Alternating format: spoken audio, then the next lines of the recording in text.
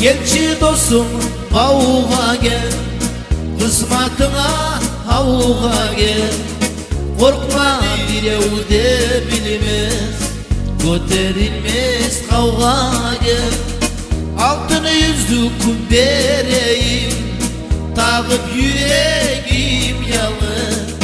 Gelçiyi vereyim, atanamı razı et. Kara kaşları, uygur gözleri, sürdürgen beni, yalgan sözleri. Kara kaşları, uygur gözleri, sürdürgen beni, yalgan sözleri.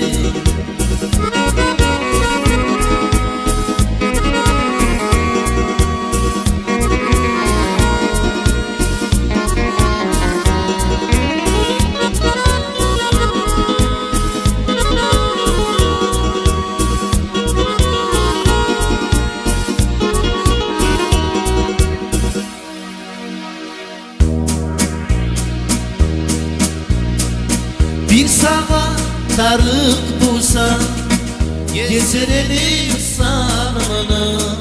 Sen de gel ayamadın, beni yazıp canımını.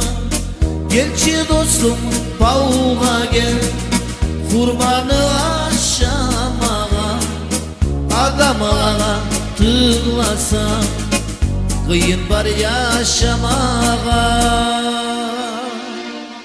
Kara kaşları, uygur gözleri, sürdürgen beni, yalgan sözleri.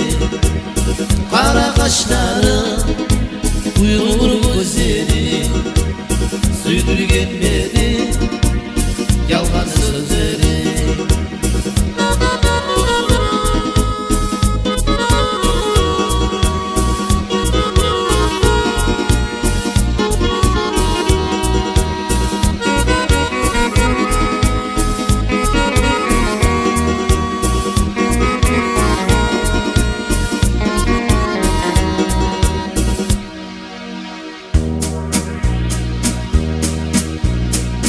Kabzarda iki dere, biri birine kare. Adama tığlama, yaşamı sürme gerek. Göteri başını bir kara, gözlerimin içine. Şekli bulmasın bir de, şu suyunun ucune. Başların kara, kara gözleri, sürdürgen beni, yalgan sözleri. Kara kaşları, uygur gözleri, sürdürgen beni, yalgan sözleri.